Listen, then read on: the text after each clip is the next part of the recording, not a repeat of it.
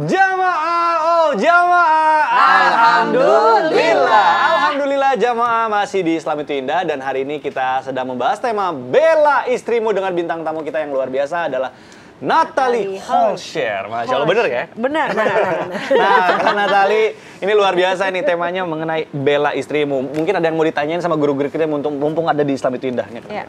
Bagaimana jika ada seseorang istri, lalu langkah apa yang harus diambil dalam Islam? Apa harus menegurnya atau harus galak atau harus bagaimana tuh? Nah, ini berkaitan Gimana seorang sama menghina pertanyaan. atau bagaimana? Mungkin pertanyaan buat siapa sebelum nih? iklan tadi Pas ya? banget nih, nyambung iya. Aku juga tadi emosi kan, gimana nih? Mungkin akan dijawab sama guru kita Ustaz Syam ya? Sabar. Udah jawab sendiri tuh, sabar. Silakan Ustaz Syam. Tapi Habib Usman, Ustazah Lulung, Natalie, Mas Mikdad, serta guru-guru kami yang dimuliakan Allah Subhanahu wa Ta'ala. Pertanyaannya, bagaimana jika rumah tangga atau pasangan kita mendapat komentar atau hujatan daripada orang lain, ya, apa yang harus kita lakukan dan langkah apa yang harus kita ambil? Apakah kita membelanya dengan cara menegur orang yang menghujatnya tadi? Anggaplah kalau sekarang yang paling banyak menghujat itu biasanya netizen gitu ya. Walaupun sebenarnya niat mereka bukan menghujat, mereka cuma niatnya mengetik aja, cuma isi ketikannya itu biasanya menyakitkan. Biar rame. Biar rame Mengetik aja. tapi di DM langsung Ikut nimbrung gitu ya, subhanallah. Ya mungkin mereka punya banyak waktu lebih yang diberikan oleh Allah Subhanahu wa Ta'ala. Karena orang-orang sibuk kan biasanya sibuk berzikir, sibuk ngaji. Mungkin mereka punya waktu yang lebih daripada 24 jam. Mungkin kalau kita cuma dikasih 24 jam dalam sehari, mungkin dia dikasih 60 jam dalam sehari. Nganggur dong. Subhanallah. Maka ternyata apa yang harus kita lakukan dalam membelanya? Yang pertama, karena kita lebih dekat dengan pasangan kita dibandingkan kita dekat dengan orang yang menghujat, maka yang paling bagus untuk kita ajak bicara bukan mereka, tapi yang paling bagus untuk kita ajak bicara adalah pasangan kita. Dengan cara apa? Tadi katakan bahwa sabar. Sabar itu bukan hanya mendiamkan, tapi sabar itu bagaimana supaya masalah ini selesai. Kalau dengan didiamkan masalah itu selesai, maka didiamkan lebih baik. Tapi kalau dengan klarifikasi masalah itu akan selesai, maka klarifikasi adalah lebih baik. Jangan mengatakan orang yang selalu dikit-dikit klarifikasi adalah orang yang tidak sabar. Tidak, belum tentu. Siapa tahu karena dengan klarifikasi masalah bisa selesai, maka klarifikasi itu jauh lebih baik dibandingkan diam. Tapi kalau dia mengerti, oh diam lebih baik, ngadepin orang beginian mah didiamin aja udah. Subhanallah, maka diamnya pun lebih baik. Maka bagian daripada ketakwaan dan keimanan seorang kepada Allah, man kana yu'minu billahi wal yaumil akhir falyaqul khair aw liyasmut. Kata Nabi SAW, orang yang beriman kepada Allah dan hari akhir, mereka berkata yang baik atau diam gitu. Jadi subhanallah, ketika kita tidak mampu mengatakan dengan baik, maka lebih baik diam. Tapi kalau misalnya kita mampu mengatakan yang lebih baik, maka lebih baik mengatakan sesuatu agar mereka semua diam. Itu yang pertama. Yang kedua, yang menjadi tanggung jawab kita adalah orang yang ada di dalam rumah kita, yaitu pasangan kita. Orang-orang tersebut bukanlah orang-orang yang menjadi tanggung jawab kita di akhirat. Maka ketika ada orang yang berkomentar dengan kita, maka sebaiknya kita juga introspeksi diri. Jangan sampai memang kita ada kesalahan, jangan sampai kita selalu merasa benar sendiri, jangan sampai kita tidak pernah bermuhasabah diri, karena ternyata orang yang paling celaka adalah mereka yang sibuk melihat dosa kesalahan orang lain, tapi tidak pernah melihat dosa dan kesalahannya sendiri. Nanti di hadapan Allah Subhanahu wa Ta'ala kita bertanggung jawab atas setiap ucapan yang pernah kita ucapkan. Subhanallah. Maka paling bagus adalah bercermin. Jangan sampai dari komentar, oh kenapa ya orang bisa komentar kayak gini? Oh karena saya pernah melakukan ini kesalahan saya. Oh kenapa ya orang ngatain saya begini? Oh memang karena saya kurang dalam hal ini. Diambil pelajaran agar kita juga bisa menjadi lebih baik lagi. Wallahu ta'ala a'lam. Waduh, Masya Allah, Alhamdulillah. Mudah-mudahan terjawab ya, Kak Natalie ya. Jadi yang baik tuh diambil, yang jeleknya dibuang ya Pak. Iya, subhanallah. Istilahnya diam itu emas, tapi kalau misalnya memang harus klarifikasi berarti bicaranya juga harus menjadi mutiara. Betul, harus lebih mahal daripada emas tadi. Itu dia, Masya Allah. Baik jamaah, akan kita lanjutkan. Selanjutnya saya mau ke Habib Usman. Habib, Afwan izin bertanya Habib. Habib, banyak banget nih yang curhat ini konflik antara saudara ipar dengan istri. Nah ini dia nih, ini bener iparnya bang. siapa dulu nih? iparnya istri bisa atau iparnya sama suami. Iya, Kalau sama iparnya suami berarti adik kakak sama istrinya dong. betul. Kalau iparnya istri berarti adik kakak sama suaminya. Tapi biasanya permasalahannya ada di keduanya juga nih. Kadang ada yang di istri atau suami. Banyak pokoknya yang curhat. Nah, ini kadang gimana ya? Istri dianggap malas, kadang ya hitung-hitungan. Lalu gimana ini cara membela istri di depan saudara ipar agar tidak dipandang sebelah mata sama saudara ipar yang lain gitu. Mohon penjelasannya. Afwan Kang Midat, Mbak Natali, Ustazah, Lulung, Ustaz Syam. Bismillahirrahmanirrahim. Allahumma sholli ala sayyidina Muhammad wa ali sayyidina Muhammad. Ingat, apabila kita mempunyai istri, konflik sama ipar kita, apapun yang terjadi, kita harus menjadi penengah yang baik. Yang pertama adalah jangan mendengarkan sebelah pihak, tapi lihat dua belah pihak. Karena kalau mau jadi hakim yang adil adalah mengetahui yang kanan dan yang kiri. Nggak boleh kita menjas, oh ini seperti ini seperti itu, ini seperti ini nggak benar, ini begini, nggak boleh. Kita harus mengetahui mana yang baik, mana yang buruknya, apa yang dikatakannya, apa yang diucapkannya, apa yang dia lakukannya, apa yang diperbuatnya, apakah dia hitung-hitungan, bener kan hitung-hitungan? Oh pas dicek, oh ternyata nggak hitung-hitungan, masih wajar-wajar aja kok. Oh pas dicek, oh dia nggak pelit kok, oh dia nggak terlalu ini kok, nggak seperti itu kok. Maka oleh karena itu, menjadi hakim yang baik atau menjadi seorang suami yang baik adalah mereka yang benar dikatakan benar, yang salah dikatakan salah. Dan tetapi seorang suami harus mempunyai sebuah pride, punya harga diri juga. Kasih tahu lagi baik-baik. Udah nggak usah ribut, tenang, sabar. Nanti ada hikmahnya. Nah, ketika ngomong sama keluarganya atau adiknya, sama juga sabar, tenang, nggak usah ribut. Nah, mungkin bisa dibicarakan dengan cara yang baik atau cara yang ma'ruf. Mungkin nggak seperti ini maksudnya, mungkin nggak seperti itu maksudnya. Kalau misalkan konfliknya sudah besar, dudukan dua-duanya. Ceritakan mana yang versinya dia, mana yang versinya istri kita. Nah, ketika sudah selesai, nah di sini nggak boleh ada baper nih istrinya nih. Jangan mentang-mentang ini istrinya, yang satu adiknya, atau ini iparnya dan lain sebagainya. Nggak boleh nih. Kita harus tetap adil, berada di tengah-tengah. Ini yang seperti ini. Ayo istighfar, minta ampunan kepada Allah Subhanahu wa taala, bukan bermaksud untuk menggurui, bukan bermaksud untuk menjadi hakim, bukan bermaksud untuk membela satu dengan yang lainnya, tapi kita harus lebih adil dan yang salah harus mengetahui kesalahannya dan harus mengerti kesalahannya dan memahami kesalahan. Oh, ternyata saya salah. Istighfar, minta ampunan kepada Allah Subhanahu wa taala. Yang terpenting cuma satu. Kalau cuma salah sedikit, maafinlah. Nggak usah diperbesar. Kalau diperbesar jadi permasalahan yang fatal. Betul. Oleh karena itu, yang namanya keluarga ini kan gua anfusakum wa ahlikum nar, jaga dirimu, keluargamu, apalagi yang dalam rumah nih, dari api nerakanya Allah Subhanahu wa taala. Setan itu sumbunya sumbu pendek atau sumbu panjang? Pendek dong.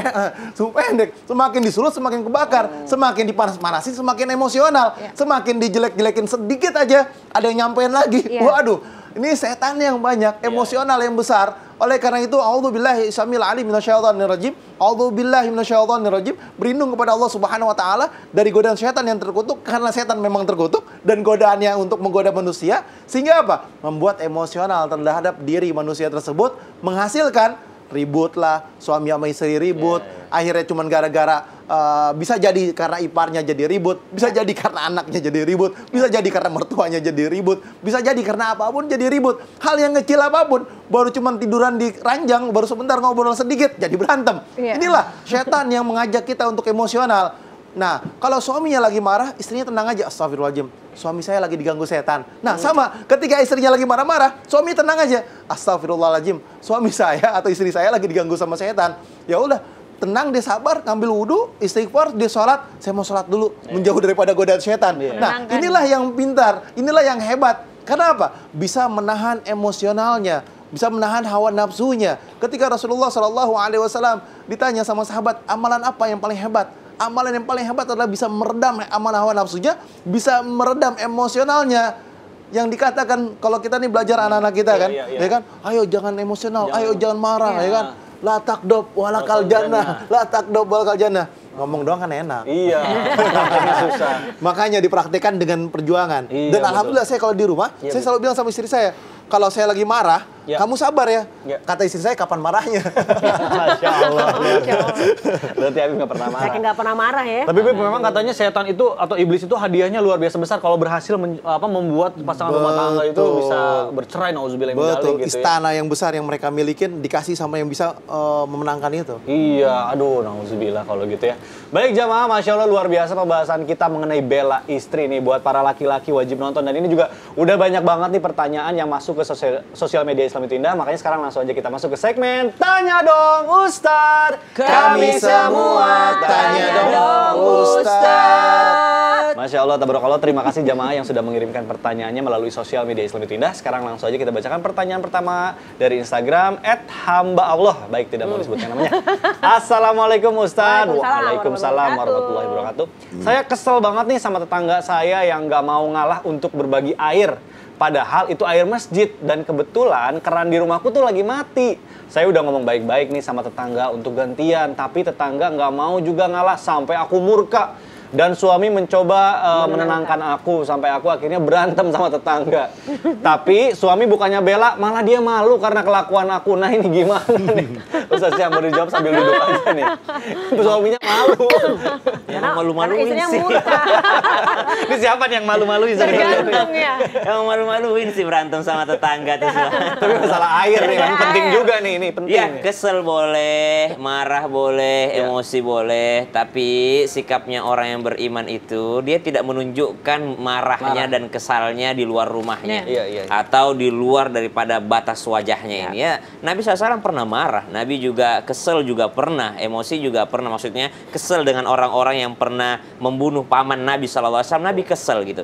Tapi Nabi SAW tidak menunjukkan itu di raut wajahnya. Kenapa? Karena disebutkan wal kadhiminal ghaidz. Orang beriman itu dapat menahan amarahnya. Maka subhanallah, ibu udah kesel sama tetangga, sekarang kesel lagi sama suami. Aduh, memperpendek umur itu.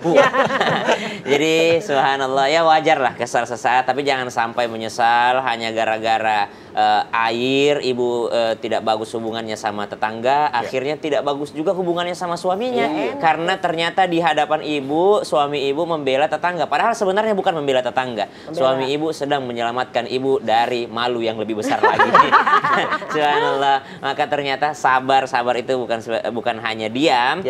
Ya silahkan cari air yang lain insya Allah yang mungkin lebih bisa mengademkan. Untuk apa kita ambil air kalau hati tidak adem? Oh iya, Masya Allah. Ya kan? Air itu buat mengademkan. Cari air yang lain. Cari air yang lain. Baik jamaah, mudah-mudahan terjawab pertanyaan pertama tadi. Selanjutnya ada pertanyaan kedua, ini spesial nih. Kita aja langsung ambil karena melalui surat, Masya Allah. Izin ya karena tali Ustazah Afwan. Surat cintaku yang pertama. Masya Allah, ini dia suratnya. Kita bacakan sambil duduk ya. Bismillahirrahmanirrahim. Bismillah. Masya Allah, kita liatin dulu sama jamaah. Ini kira-kira tulisan siapa nih? Ada yang ingat nggak nih? Masya Allah. Baik, langsung aja kita bacakan. Jakarta, 12 Agustus 2022. Assalamualaikum Ustadz. Waalaikumsalam warahmatullahi wabarakatuh. Saya sebelumnya menikah dengan duda beranak satu dan anaknya udah dewasa. Tapi anaknya tersebut, giliran saya nikah dengan ayahnya mulai kelihatan tidak suka dengan saya. Setiap saya kasih nasihat, tidak pernah mau didengar. Bahkan saat saya nanya pendapat dia selalu diam. Tapi anak tersebut selalu ngomongin saya di belakang, sampai ngaduin yang tidak-tidak ke suami saya. Saya sampai ditegur, dikiranya nggak sayang sama anaknya. Saya kurang sabar gimana, dan saya juga nggak pernah banding-bandingkan dia sama anak kandungku. Apa nih?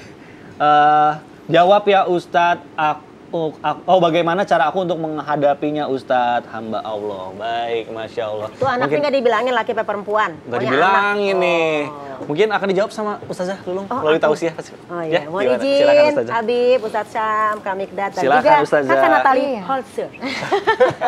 Jamaah, alhamdulillah. Jadi kalau kita yang namanya pernikahan itu jelas adalah ibadah. Setiap ibadah itu pasti ada godaannya. Jangan kan ibadah menikah yang ibadah seumur hidup. Ibadah sehari-hari sholat aja banyak godaannya. Betul. Sholat subuh ada kesiangannya, sholat asar ada di jalanannya. Banyak godaannya. Apalagi beribadah dalam rumah tangga. Tiba-tiba kita menikah dengan seorang laki-laki yang memang dia duda beranak satu. Kemudian kita memang tidak mengenal anaknya. Kita hanya mengenal suami kita ini saja. Maka ketika mungkin ada rasa tidak suka, kita ini camkan di hati, ya Allah ini ujian buat saya. Namanya perempuan, kalau misalnya anaknya perempuan sama perempuan, itu gampang pendekatannya. Karena kan sama perempuan, pakai perasaan. Mungkin dia nih, si anak ini takut kehilangan kasih sayang ayahnya. Padahal apa? Kan nggak mungkin kita merebut kasih sayang ayahnya. Ataupun laki-laki misalnya kan, kita harus ngomong dari hati ke hati. Kita bicara dalam bahasa cinta. Dengan bahasa cinta, jangan bahasa yang namanya emosi. Jadi yang pertama, kita kenali perasaannya. Ini anak takut kehilangan kasih sayang atau memang dia cari perhatian. Kadang-kadang seorang anak itu cari perhatian. Cari perhatian sama ibu aku. dengan ibu sambung aku, karena kan ini kan adalah ibu daripada ayahku atau istri daripada ayahku yang setelah ibu aku yang pertama, misalnya gitu. Yang kedua, kalau perempuan sama perempuan, kenali perasaannya, deketin dia. Ya, kalau nggak bisa juga dideketin, kita ngomong sama bapaknya. Karena yang kenal anak perempuannya adalah bapaknya. Karena anak perempuan adalah cinta pertamanya adalah bapaknya. Jadi kita ngomong sama bapaknya, Pak, aku kan bahasanya menikah untuk ibadah nih ibaratnya. Untuk semuanya kita ibadah. Tiba-tiba namanya manusia, namanya seorang anak, takut kehilangan kasih sayang atau apapun. Maka dia seperti ini. Tolong dong, bagaimana cara saya menghadapi anak bapak? Begitu, kenapa? Kan saya ibaratnya orang baru nih. Kan bapak lebih kenal sama anak. Jadi saya minta bantuan bapak. Atau saya minta bantuan suamiku tercinta. Tolong gimana cara menghadapi anak ini? Robbi habli minas solihin. Robbi habli minas solihin. Ya Allah, berikanlah aku anak yang soleh dan soleha. Kan seperti itu ya. Jadi kita minta bantuan daripada pasangan kita. Karena apa? Dalam surat An-Nisa ayat 1, pernikahan ini menjadi silaturahim. Mungkin anak ini berpikir gini, itu kan bukan ibu saya. Ibu saya kan yang di sana. Kamu kan cuma ibu sambung. Padahal dia nggak tahu dalam surat An-Nisa, ketika kita menikah, ketika kita sudah sama bercampur dengan suami kita, maka dia menjadi keluarga kita. Tasa'alu nabihi wal arham. Saling menyambung tali silaturahim. Karena sudah menikah, ibumu ibu istri daripada suami atau bapak kita adalah ibu kita, ibu sambung. Kalau kata orang dulu mah ibu tiri. Ini kadang-kadang nih pikirannya suka traveling. Karena apa? Takutnya ibu tiri jahat. Ibu tiri hanya cinta kepada, kan gitu ya kalau zaman dulu ya. Sinetron biasanya ibu tiri itu suka galak, nakutin. gitu, Padahal kalau kita kepada Rasulullah, Masya Allah, Rasulullah SAW memiliki anak seorang Fatimah Az-Zahra yang sangat indah akhlaknya, nggak takut tuh dengan ibu sambung dalam artian dengan Aisyah, dengan Hafsah, dengan Ummu Salamah. Hubungannya sangat baik. Jadi kita sebagai seorang ibu yang mungkin kalau kata orang ibu sambung, kita selami perasaan anak kita. Kenapa? Karena wanita ingin dimengerti. Kalau anak kita wanita, kita selami, kita ngobrol bareng. Bila perlu kita ajak dia makan-makan, kita ngopi-ngopi cantik. Ayo nak, kita ngobrol. Apa yang mau diomongin? Engkau wanita, aku wanita. Kalau misalnya dia anak laki, ngobrol bareng sama bapaknya. Kenapa? Keluarga itu harus dijaga silaturahimnya. Dan ternyata dalam Al-Quran surat Al-Baqarah 102, sangat tidak suka yang tadi dinyatakan oleh guru kita, iblis kayak setan kayak nggak mau ngeliat kita akur. Maka ada namanya sihir yang dapat memisahkan antara suami dengan istrinya, yaitu sihir dari Harut dan Marut. Maka berlindunglah kepada Allah. Kalau udah mulai perasaan anak kita atau anak sambung kita seperti ini, ya Allah, itu bukan dia. Dia sebenarnya anak yang baik, dia anak soleh dan soleha. Cuman pikirannya mungkin lagi sedih, lagi galau, lagi G6. Galau-galau gundah gimana gitu guys. Jadi kita berpikir positif. Oh, aku juga lagi baper kali. Oh, anakku ini juga lagi baper kali. Lama-lama jadi korban perasaan. Korban perasaan. Lama-lama jadi apa? Bagasi. Bagi yang nggak sedih iya hidupnya. Waduh. Jadi kita sebagai seorang ibu juga alhamdulillah Allah bela kita dengan apa? Iya. Dengan fitrah wanita yang penuh dengan kasih sayang. Iya. Anak kita sebenarnya sayang sama kita. Iya. Kita sayang sama dia. Betul. Tapi situasi yang merubah segalanya. Ustazah, tapi kan watak dan sifat orang itu beda-beda ya. Contohnya aku tuh kan orang Sunda. Istriku tuh Palembang. Nah, padahal cuma perbedaan karakter aja. Istriku tuh kalau ngomong tuh kenceng-kenceng gitu. Sama seperti saya dong. Iya, padahal kalau di keluarga itu kok kayak lembut-lembut gitu. Sebenarnya kan kalau misalnya suami yang ngerti gitu ya, punya istri keras kepala gitu harusnya ngerti. Tapi kadang kan ada beberapa keluarga yang nggak ngerti. Nah, itu sebenarnya harus gimana gitu. Padahal kita nikah itu kan memang beda watak, kan Iya, sih?